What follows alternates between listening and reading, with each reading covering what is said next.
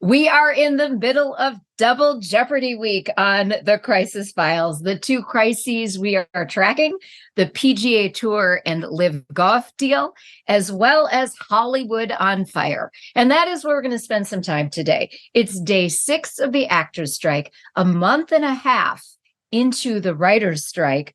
And of course, who do we turn to get the latest? Our entertainment contributor, film critic, Paul McGuire-Grimes. Paul, listen to this. It's a sobering and somber message from SAG-AFTRA on its Instagram page. They say, here's the simple truth. We're up against a system where those in charge of multi-billion-dollar media conglomerates are rewarded for exploiting workers. We're fighting for the survival of our profession. Paul, that sounds dire for Hollywood.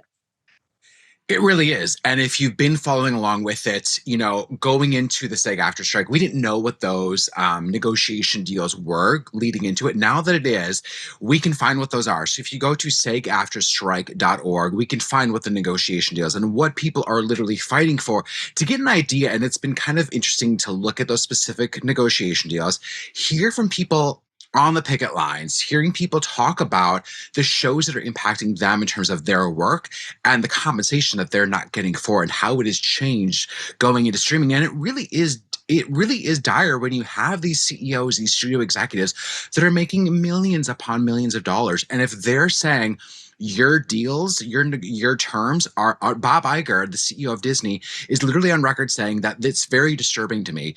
It's that they're unrealistic and that the actors, are adding to the set of challenges that this business is already facing that is, quite frankly, very disruptive. So now you're putting all of that on the actors and the writers who are your bread and butter. They're the ones giving you the content. And if you're saying that you can't meet the simple demands of them needing healthcare, needing job security, that's what's disturbing, in my opinion. So it's been fascinating watching the actors.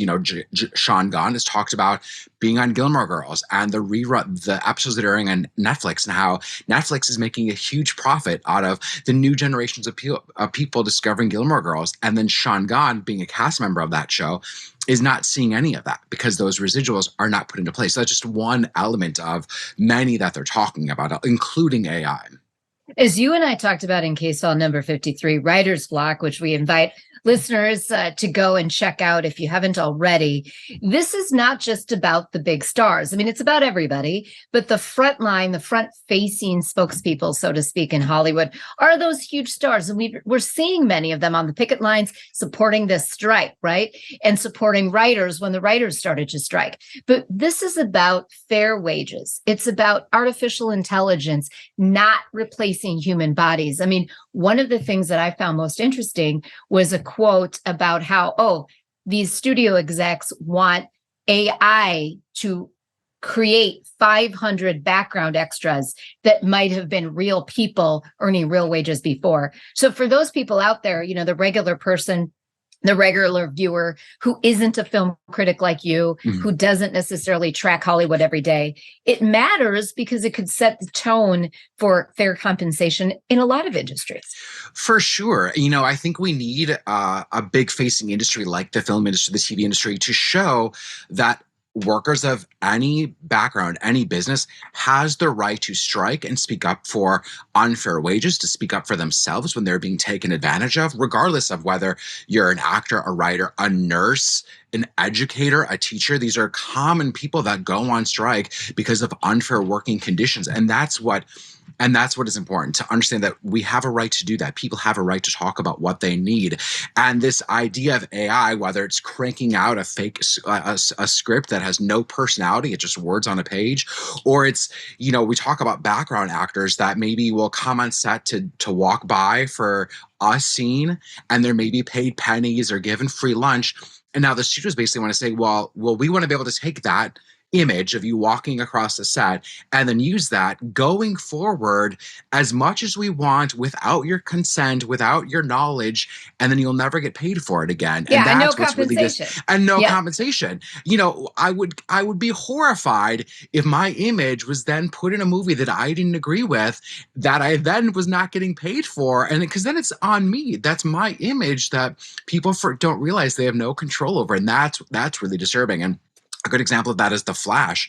The ending of The Flash had a lot of AI used to bring back people from the dead.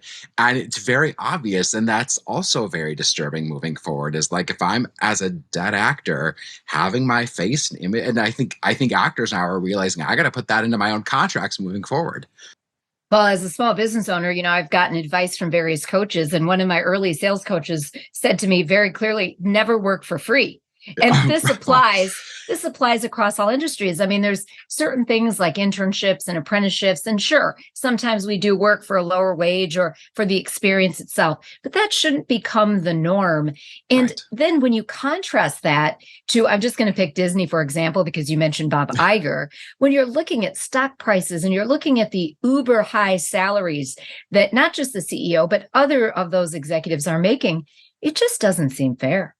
It's not. And you could point that out with CEOs of major corporations. The wealth disparity in this country is such a large issue that needs to be talked about and isn't. And I think that's coming to play here, is why are these CEOs making this much money, and then everyone else, whether it's a cashier, whether it's a teller, whether it's a greeter at the store, can barely afford rent, can barely afford a paycheck, healthcare. And we're talking about that especially here too with these writers and actors, where the studios are then lowballing how often they're working. So in order to get healthcare, you have to make $26,000 a year, and those numbers are now coming out. And if these studios will only then hire you maybe to write one episode or to act in episodes 3 and then maybe 6 down the road, you're then not making enough money to then get that healthcare, or you're not making that $26,000 if residuals. A lot of actors make their money off of the residuals of episodes re-airing, and those are not happening with streaming. So Sean Gunn, talking about Gilmore Girls, if he's not making any money off those residuals, he may not be getting the healthcare that he needs or can afford it because he's not making that. And I think it's something like 98% of actors don't even qualify because they're not making that basic $26,000 a year. And that's a huge portion of the industry. That the George Clooney's, the Nicole Kidman's, the Merrills, the Jennifer Lawrence's, that is 2%, I think, of the entire industry. But that's what everyone thinks is the industry, is that 2%. Right. And as we pointed out in case file number 53, unions are what this country were really founded upon. The SAG-AFTRA union that represents the actors in this case, the Writers Guild representing the writers. I mean, all these different unions that are essentially working for fairness in the workplace. So we're going to continue to track this on the Crisis Files.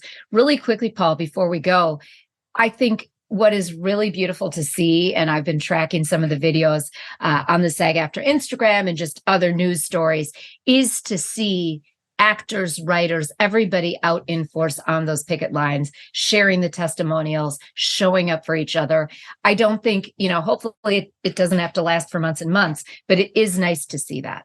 It's great to see that everyone coming together, because it takes a village, and it takes both of these unions to strike to get their point across. Because I think studio execs may only deal with it if it's both of them together, because they said with the writers, we'll let you lose your apartments because we're not going to budge. You need to basically lose your housing before we even talk.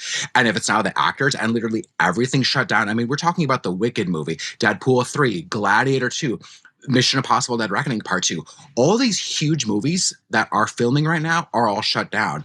Those all make big bucks at the box and office. And a lot of infrastructure in these different cities, London, LA, wherever you are. I mean, a lot of infrastructure around that, not just people who have a SAG-AFTRA card, but other parts of the industry that it fuels. Well, as always, great insight. And we're going to continue to track this into next week. Hopefully, the sides can come to some sort of understanding.